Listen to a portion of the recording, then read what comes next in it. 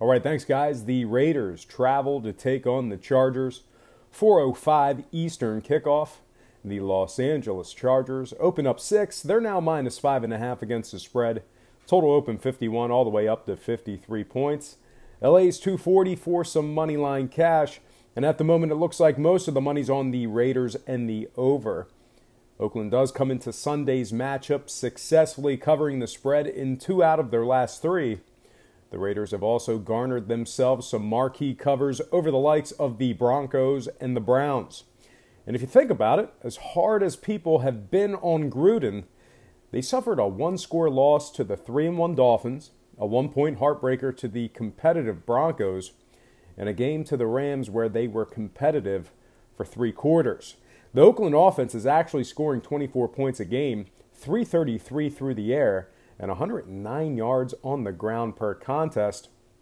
And if you're into historical trends, the Raiders are 4-2 straight up in their last 6 playing the Chargers. They've also successfully covered the number in 7 out of their last 9 when playing on the road against the Chargers. So the line movement shouldn't be all that surprising to those outside of the casual bettor. Now on the Chargers side of things, on the other hand, they've really struggled to cover the number thus far. 0-2 ATS in their last couple of games. Just 1-3 ATS for the year. They've failed to cover against the Chiefs, Rams, and the Jimmy G-less 49ers. They're also a tad banged up. Questionable is Okung at tackle, Barksdale on the O-line, Benjamin at receiver, White with a knee, and Bosa out with a foot. This Charger defense can't afford any more injuries. They're already giving up 30 points a game, 276 through the air, and 109 on the ground per game. And if you take a look at historical betting trends, these guys have really struggled to cover at home. Just 4-10 ATS in their last 14 games at home. And like I stated earlier, LA's covered just 2 of 9 when playing at home against Oakland. Now, scoring-wise, we could potentially see a whole lot of it in this one. The Chargers average 28 points a game, 279 through the air, 125 on the ground. They're also perfect 4-0 to the over thus far on the season. Meanwhile, on the Oakland side, as good as their offense has been, their defense really hasn't done them too many favors. 31 points a game they're giving up, 263 through the air, 139 on the ground. So we do have all the makings of a potential shootout in this one. Oakland's also gone 2-0 to the over in their last couple of games. So with all that said and done, I really do like the Raiders in this spot to at least keep it close. I'm going to lean toward the Oakland Raiders, +6 after buying the half a point in the over. 53 points in this one. And with that said, welcome to the show. Got some lines and personal leans out for our NFL Week 5 late game slate. But before we get into that, I just want to remind you to check out my daily best play at patreon.com/BrockPage. And with a documented win percentage of 60% for the entire year of 2017, you're costing yourself valuable information each and every day you're not subscribed. Memberships begin at just $1.99 a month. There's also plenty of free content there as well. So once again, please feel free to hit that pause button right now. Open up your browser and just quickly check me out at patreon.com/BrockPage. It'll only take you a few seconds. Link is in the description section below. And if you're a current patron of mine and you're watching this program right now, I just can't thank you enough. You make it all worth it. Without any further ado, let's go ahead and take a look at our NFL Week 5 late games and personal leans. All starts Eastern Standard Time. And on deck, we've got Cardinals, 49ers, 425 San Francisco. The Niners were 3.5 up to the 4.5-point favorites in this one. Total's 41 flat. The Niners are the $2.20 favorites for some moneyline cash. And at the moment, it looks like about 52% of the consensus is back on the cards. Meanwhile, the total's becoming heavily shaded toward the over. And as bad as this Cardinals team has been record-wise, they've actually been competitive in their last 2 matchups. And as a matter of fact, these guys are 2-0 against the spread in their last couple of games. Successful covers over the Bears and the Seahawks. And historically, going back to the last couple of seasons, the Cards are 4-2 ATS in their last 6, along with going 5-0 straight up in their last 5 against the Niners.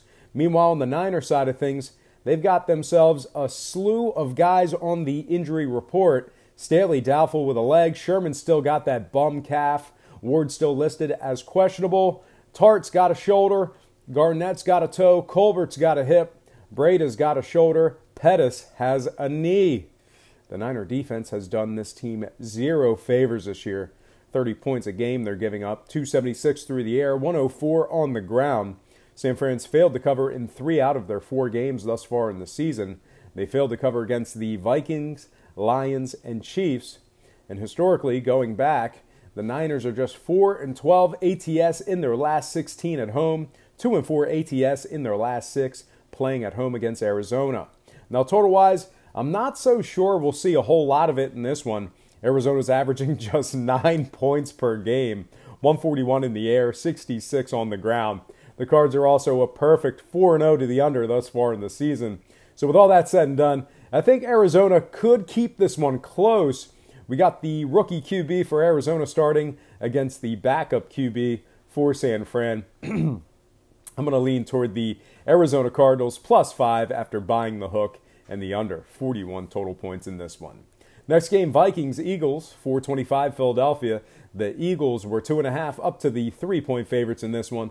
Total was 44.5 up to 45 even. The Eagles are the $1.65 favorites to win this one outright. And as bad as the Eagles have looked in certain spots this season, there are overwhelming numbers and trends that support a Philly backing in the spot here. The Birds are rushing for 118 yards per game, dominating in time of possession. And they're only allowing 63 yards on the ground per contest as well. They've also been really good at Lincoln Financial Field, going 8-3 ATS in their last 11 at home, 13-1 straight up in that same category.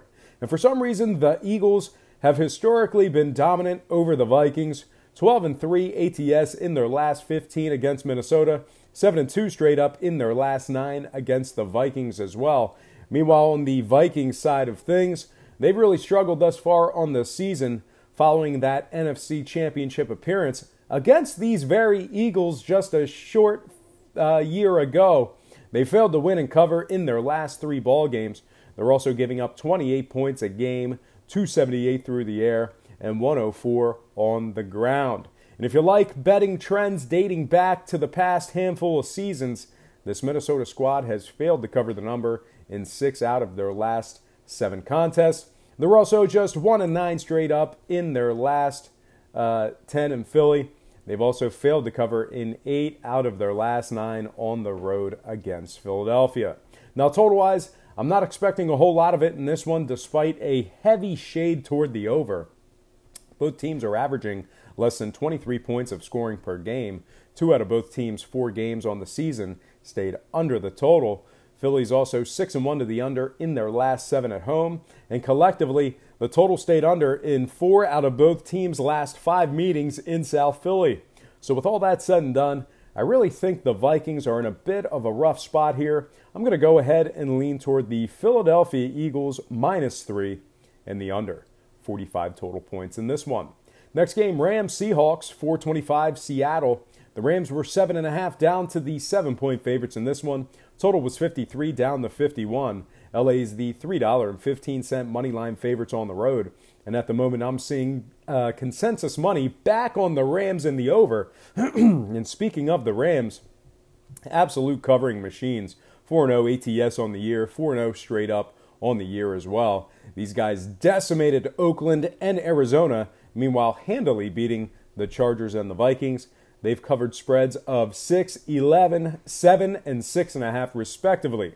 Their average margin of victory thus far is 18 points per contest. This Rams offense is scoring 35 a game, 343 through the air, 125 on the ground. And trend-wise, LA's gone 6-2 ATS in their last 8 on the road, 4-2 ATS in their last 6 against Seattle. And speaking of Seattle, they failed to cover 3 out of 4 games at this point in the season. Losses against the spread to Denver, Chicago, and Arizona. Seattle finds themselves scoring just 21 points per contest and throwing for just 196 per game. Opposing teams are also averaging 122 yards on the ground per game versus Seattle. And trend-wise, the Hawks failed to cover in 5 out of their last 7 at home. Now, total-wise, both defenses have played pretty well in the past couple of weeks. Seattle's giving wow. Oh, yeah. Seattle is giving up just 15 points per contest in their last couple of games. Two out of the Rams' last 4 games stayed under the total as well. And historically, the total stayed under in 4 out of LA's last 5 games, taking on Seattle. So with all that said and done, I'm going to go ahead and, go consensus on the spread, but contrarian on the total. Give me the LA Rams -7 in the under 51 total points in this one. Next game, Cowboys, Texans, 8:20 Houston. The Texans were -3, now 3.5. Total was 42, up to 45 even. The Houston Texans are the $1.80 favorites on the money line. And at the moment, 53% is leaning Houston, and 59% are leaning toward the over. Now, the Cowboys have successfully covered the number in 2 out of their last 3, depending on where you're shopping at. And despite having a long injury list, these guys are holding their opponents to just 19 points a game and 208 yards passing per contest as well. The Cowboys have garnered themselves some marquee covers over the Lions and the Giants. They're also 6-3 straight up in their last 9 away from home, dating back to last season. Now, Houston, on the other side, they're giving up 27 points per contest and nearly 300 yards worth of passing through the air. They've dropped 3 out of their first 4 outright and have failed to cover in 3 out of those 4 as well. The Texans, thus far in the season, have failed to cover the likes of New England, Tennessee, and the Giants. They're also 1-4 ATS in their last 5 games at home. Now, total-wise, a lot of folks are expecting this one to go over, but I'm not so sure where those points are going to come from. Throwing out last week, the Texans were averaging just 19 points per contest. Meanwhile, on the other side, the Cowboys were averaging just 13 points per contest in weeks 1 through 3 themselves. Dallas is 3-1 to the under thus far on the season. 2 out of Houston's first 4 stayed under the total as well. The total has also stayed under in 5 out of Dallas's last 5 games away from home. So with all that said and done, I got to take another underdog in this spot here. Give me the Cowboys +4 after buying the hook and the under 45 total points in this one. Next and final game for the show, it is going to be Redskins, Saints, 8:15 New Orleans. The Saints are -6.5 in this one. Total was 51, up to 53 even. The Saints are the $2.75 favorites to win this one outright. And at the moment, 55% are leaning New Orleans, 78% are leaning over. The Skins have successfully covered in 2 out of their first 3 ball games this year, covers over Arizona and Green Bay. The Skins have actually been very good on the ground this far as well, 138 on the ground on average for the year. Their defense is also giving up just 14 points per contest and just 187 through the air. Washington's gone 4-2 ATS in their last 6, dating back to last season. They're also 5-0 ATS in their last 5 meetings with New Orleans. Now, the Saints failed to cover in 2 of 4 matchups thus far in the season. Failures to cover coming against Tampa Bay and the Browns. This New Orleans defense also finds themselves giving up 30 points a game and 311 yards through the air. New Orleans is just 1-4 ATS in their last 5 at home and 0-5 ATS in their last 5 at home against the Skins. Now, total-wise, as many points as we've seen, 2 out of New Orleans' last 3 matchups stayed under the total. Meanwhile, on the Washington side, 2 out of their first 3 stayed under the total as well. The total's also gone under in 6 out of Washington's last 7 games, 4-2 to the under in their last 6 on the road. So with all that said and done, New Orleans should win this one outright, but I think it will be closer than 6.5. Give me the underdog Washington Redskins +7 after buying the hook and the under 53 points in this one. All right, folks, that is going to do it for me. But before I get out of here, I just have to remind you to check out my daily best play at patreon.com/BrockPage. And with a documented win percentage of 60% for the entire year of 2017, you're costing yourself valuable information each and every day you're not subscribed. Packages begin at just $1.99 a month. There's also plenty of free content there as well. So once again, please feel free to hit that pause button right now. Open up your browser and just quickly check me out at patreon.com. It'll only take you a few seconds. The link is in the description section below. And if you are a current patron of mine and you're watching this program right now, I just can't thank you enough. You make it all worth it. And as always, thank you for watching today's program. I hope you enjoyed all this great free information. And please don't forget to check out my daily best play at patreon.com/BrockPage.